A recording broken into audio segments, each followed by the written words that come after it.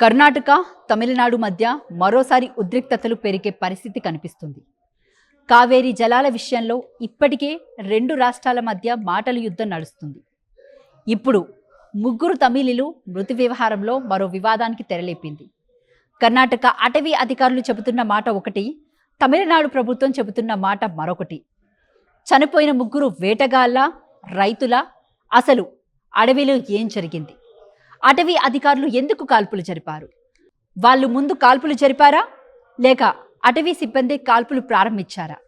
ఈ ప్రశ్నలన్నిటికీ సమాధానం ఇప్పుడు జరగబోయే విచారణలో తేలాల్సి ఉంది. అసలు ఈ వివాదం ఎక్కడ మొదలైంది, ఏం జరిగిందో ఈ వీడియోలో పూర్తిగా తెలుసుకుందాం.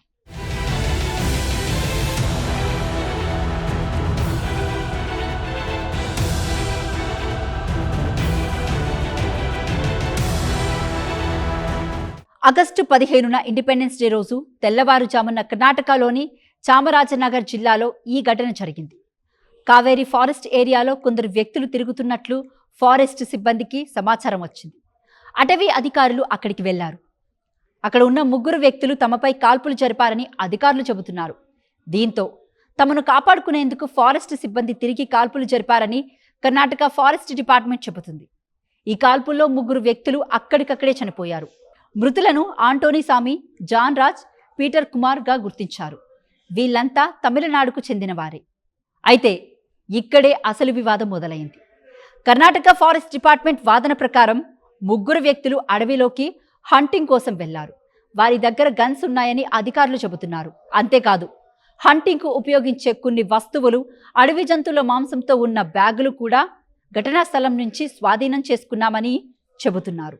ఫారెస్ట్ సిబ్బందిని చూసిన తర్వాత ఆ ముగ్గురు కాల్పులు జరిపారని, అందుకే తమని తాము కాపాడుకునేందుకు కాల్పులు జరిపామని అధికారులు అంటున్నారు. కానీ తమిళనాడు ప్రభుత్వం మాత్రం ఈ మాటలను ఒప్పుకోవడం లేదు. చనిపోయిన ముగ్గురు హంటర్లు కాదని, రైతులని తమిళనాడు ప్రభుత్వం చెబుతుంది. వాళ్ళు అడవిలోకి ఎందుకు వెళ్లారు? వారి దగ్గర నిజంగానే గన్స్ ఉన్నాయా? ఉంటే అవి హంటింగ్ కోసమేనా? ఫారెస్ట్ సిబ్బందిపై నిజంగానే కాల్పులు జరిగాయా అనే ప్రశ్నలకు ఆన్సర్ కావాలని తమిళనాడు ప్రభుత్వం అడుగుతుంది. ఈ ఘటనపై తమిళనాడు సీఎం విజయ్ తీవ్ర ఆగ్రహం వ్యక్తం చేశారు. ముగ్గురు తమిళులు చనిపోయిన ఘటనను తీవ్రంగా ఖండించారు. కర్ణాటక ఫారెస్ట్ డిపార్ట్మెంట్ చెబుతున్న కారణాలు నమ్మేలా లేవని అన్నారు. ఈ ఘటనపై పెద్ద స్థాయిలో ఎంక్వైరీ జరగాలని డిమాండ్ చేశారు. మృతుల కుటుంబాలకు కర్ణాటక ప్రభుత్వం న్యాయం చేయాలని కోరారు. అంటే కర్ణాటక అధికారులు చెబుతున్నదే నిజమా లేక తమిళనాడు ప్రభుత్వం చెబుతున్నదే నిజమా అనేది ఇప్పుడు కీలకంగా మారింది. ఈ ఘటనపై డిఎంకే అధినేత మాజీ సీఎం ఎంకే స్టాలిన్ కూడా తీవ్రంగా స్పందించారు. ముగ్గురు తమిళ రైతులు కాల్చివేయబడ్డం దిగ్భ్రాంతికరమని అన్నారు. ఈ ఘటనపై జ్యుడిషియల్ ఎంక్వైరీ జరగాలని డిమాండ్ చేశారు. అసలు విషయం తేలకముందే ఘటనను కప్పుపుచ్చే ప్రయత్నాలు జరగకూడదని అన్నారు. కాల్పులకు కారణమైన ఫారెస్ట్ అధికారులపై మర్డర్ కేసు పెట్టి ఫెయిర్గా ఎంక్వైరీ చేయాలని డిమాండ్ చేశారు. మృతుల కుటుంబాలకు పరిహారం ఇవ్వడంతో పాటు కుటుంబంలో ఒకరికి గవర్నమెంట్ జాబ్ ఇవ్వాలని కూడా కోరారు. ఈ ఘటనతో తమిళనాడులో పొలిటికల్ పార్టీల నుంచి కూడా ప్రభుత్వంపై ప్రెషర్ పెరుగుతుంది. పీఎంకే నేత అనూప్ మణి రామ్దాస్ ఈ కేసులో సిబిఐ ఎంక్వైరీ జరపాలని డిమాండ్ చేశారు. ముగ్గురు మృతుల కుటుంబాలకు ఒక్కొక్కరికి ₹1 కోటి చెప్పిన పరిహారం ఇవ్వాలని కోరారు. సిపిఐ, సిపిఎం నేతలు కూడా ఇదే తరహాలో స్పందించారు. బాధిత కుటుంబాలకు న్యాయం చేయాలని ఆందోళనలు, నిరసనలు చేపడుతున్నారు. కాల్పుల్లో పాల్గొన్న ఫారెస్ట్ అధికారులపై యాక్షన్ తీసుకోవాలని, కేసును మర్డర్ కేసుగా నమోదు చేయాలని డిమాండ్ చేశారు. అంటే ఇది కేవలం ఒక కాల్పుల ఘటనగా కాకుండా ఇప్పుడు తమిళనాడు పాలిటిక్స్లో కూడా పెద్ద ఇష్యూగా మారుతుంది. మరోవైపు కర్ణాటక ప్రభుత్వం కూడా ఈ ఘటనను సీరియస్గా తీసుకుంది. Karnataka CM DK Shivakumar magistrate enquiry ఆదేశించారు. ఫారెస్ట్ అధికారులు ఇచ్చిన సమాచారాన్ని చెక్ చేస్తున్నామని చెప్పారు. మృతుల కుటుంబాలకు పరిహారం ఇస్తామని తెలిపారు.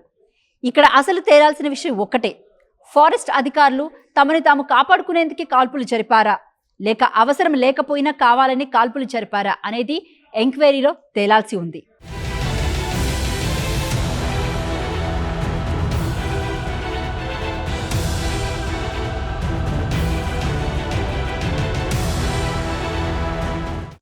ಪುಟ್ಟರಂಗ ಶೆಟ್ಟಿ ಅವರು ಹೇಳ್ತಾರೆ, ಅವರು ಬೇಟೆಗಾರರಲ್ಲ, ದನ ಮೇಯಿಸೋಕೆ ಹೋಗಿದ್ರು, ಹಾಗಾಗಿ ಈ ಘಟನೆ ಆಯ್ತು ಅಂತ. ಬಟ್ ಅರಣ್ಯ ಸಚಿವರು ಹೇಳ್ತಾರೆ ಇಲ್ಲ, ಅವರು ಬೇಟೆಗಾರರು, ಅವ್ರ ಬಳಿ ಮಾಂಸ ಸಿಕ್ಕಿದೆ ಅಂತ. ಈ ಗೊಂದಲ ಅಲ್ಲೇ ಸಚಿವರಲ್ಲೇ ಇದೆ. ಕ್ಲಾರಿಟಿ ಏನು? ಅವ್ರಿಗೆ ಎಲ್ಲಾ ವಿಚಾರನೂ ಎಲ್ಲಾರ್ಗೂ ತಿಳಿಸಕ್ಕಾಗಲ್ಲ. ಏನೇನು ಸತ್ಯ ಇದೆ ಎಲ್ಲ. ನನಗೂ ಬೆಳಗ್ಗೆ ಅಷ್ಟೊತ್ತಿಗೆ ಮಾಹಿತಿ ಬಂತು. ನನ್ನಲ್ಲೂ ಕೂಡ ಎಲ್ಲ ದಾಖಲೆಗಳು ನನಗೆ ತಿಳಿಸಿದ್ದಾರೆ. ಅರಣ್ಯ ಇಲಾಖೆಯವರು ಬಂದು ಕಂಪ್ಲೀಟ್ ಫಸ್ಟ್ ಹ್ಯಾಂಡ್ ಇನ್ಫಾರ್ಮೇಶನ್ ನನಗೆ ತಿಳಿಸಿದ್ದಾರೆ. ಅವರು ಬಂದೂಕ ಸೀಸ್ ಆಗಿದೆ, ಆಮೇಲೆ ಮಾಂಸ 2 ಚೀಲ ಮಾಂಸ ಎಲ್ಲ ಕೂಡ ಸೀಸ್ ಆಗಿದೆ. ಕಾಡು ಪ್ರಾಣಿಗಳ ಮಾಂಸ ಎಲ್ಲ ಸೀಸ್ ಆಗಿದೆ. ಒಬ್ರು ಎಸ್ಕೇಪ್ ಆಗಿದ್ದಾರೆ, ಅದು ನಮ್ಮ ಆಫೀಸರ್ಸ್ ಹೇಳಿದ್ದು.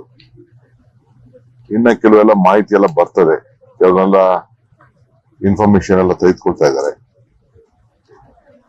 ಕಾಡಿನಲ್ಲಿ ಯಾರು ಈ ತರ ಆದ್ರೆ ಎನ್ಕೌಂಟರ್ಗೆ ಅವ್ರ ರಕ್ಷಣೆಗೆ ಅವ್ರ ಕಡೆಗೂ ನಮ್ಮ ಅರಣ್ಯ ಸಂಬಂಧಿಯವ್ರಿಗೂ ಕೂಡ ಅವರು ಶೂಟ್ ಮಾಡಿದಂತ ಮಾಹಿತಿಯನ್ನು ಅವರು ತೋರಿಸ್ಕೊಡ್ತಾರೆ. ನಾನು ಅದಕ್ಕೆ ಒಂದು ಜುಡಿಷಿಯಲ್ ಎನ್ಕ್ವೈರಿ ಕೂಡ ನಮ್ಮ ಮ್ಯಾಜಿಸ್ಟ್ರೇಟ್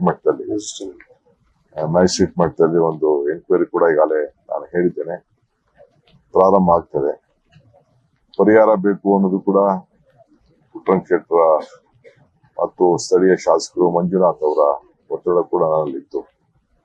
ಅದಕ್ಕೆ ಅವ್ರಿಗೆ ಯಾವ ಪರಿಹಾರ ಕೊಡಕ್ ಸಾಧ್ಯ, ಎಷ್ಟು ಕೊಡಕ್ ಸಾಧ್ಯ ಅಂತೇಳಿ ಅವ್ರಿಗೆ ನನ್ಗೆ ಒಂದು ವರದಿ ಕೊಡಿ ಅಂತ ಹೇಳಿದ್ದೀನಿ. ಖಂಡಿತ ಒಂದಿಷ್ಟು. ఇప్పటికే కర్ణాటక తమిళనాడు మధ్య కావేరీ నీళ్ల విషయంలో వివాదం కొనసాగుతుంది. మేకేదాటు ప్రాజెక్ట్ విషయంలోనూ 2 రాష్ట్రాల మధ్య గొడవ ఉంది. కావేరీ నీటి విషయంలో తమిళనాడు కర్ణాటక ప్రభుత్వాలు తరచూ ఒకరిపై ఒకరు విమర్శలు చేసుకుంటున్నాయి. ఇలాంటి సమయంలో 3 తమిళులు కర్ణాటకలో కాల్పుల్లో చనిపోవడం కొత్త టెన్షన్కు కారణమయ్యే అవకాశం ఉంది.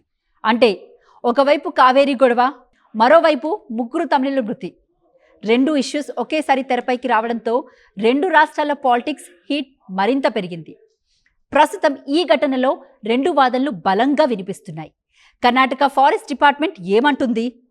వాళ్ళు హంటింగ్ కోసం వచ్చారు, ఫారెస్ట్ సిబ్బందిపై కాల్పులు జరిపారు, తమను తాము కాపాడుకునేందుకే తిరిగి కాల్పులు జరిపాం. తమిళనాడు ప్రభుత్వం, అక్కడి పొలిటికల్ పార్టీలు ఏమంటున్నాయి? వాళ్ళు రైతులు, హంటర్లు కాదు. కాల్పులు ఎందుకు జరిగాయో పూర్తిగా ఎంక్వైరీ చేయాలి. ఇప్పుడు ఈ 2 వాదనలో నిజం ఏది అనేది బయటకు రావాల్సి ఉంది. ఘటన జరిగిన చోట నిజంగా ఏం జరిగింది? ఎవరు ముందు కాల్పులు జరిపారు? 3 దగ్గర ఉన్న గన్స్ ఏంటి? వాళ్ళు అడవిలోకి ఎందుకు వెళ్లారు? తీసుకున్నామని చెబుతున్న మాంసం, హంటింగ్ వస్తువులు నిజంగా వాళ్ళవేనా? ఇలాంటి ప్రశ్నలకు ఆధారాలతో ఆన్సర్ రావాల్సి ఉంది. ఇప్పుడు 2 రాష్ట్రాల మధ్య పొలిటికల్ హీట్ను పెంచింది. 3 ప్రాణాలు పోయాయి, 3 కుటుంబాలు పెద్ద దిక్కును కోల్పోయాయి. వాళ్ళు హంటర్లా, రైతులా? తమను తాము కాపాడుకునేందుకు కాల్పులు జరిగాయా, లేక అసలు అవసరం లేకుండానే కాల్పులు జరిగాయా? ఈ ప్రశ్నలకు పొలిటికల్ మాటలు కాదు, నిజాలు, ఆధారాలు మాత్రమే ఆన్సర్ చెప్పాలి. ఎందుకంటే ఈ ఘటనలో న్యాయం జరగాలంటే ముందుగా అసలు నిజం బయటకు రావాలి. ఇప్పుడు అందరి చూపు కర్ణాటక ప్రభుత్వం ఆదేశించిన మెజిస్ట్రేట్ ఎంక్వైరీ పైనే. మరి ఆ ఎంక్వైరీలో అసలు నిజం ఏంటో తేలుతుందా? 3 మృతికి అసలు కారణం బయటపడుతుందా, లేక ఈ ఘటన కూడా 2 రాష్ట్రాల మధ్య మరో పొలిటికల్ గొడవగా మిగిలిపోతుందా? ఈ ప్రశ్నలన్నిటికీ ఆన్సర్ దొరకాలంటే ఎంక్వైరీ పూర్తయ్యే వరకు వెయిట్ చేయాల్సిందే.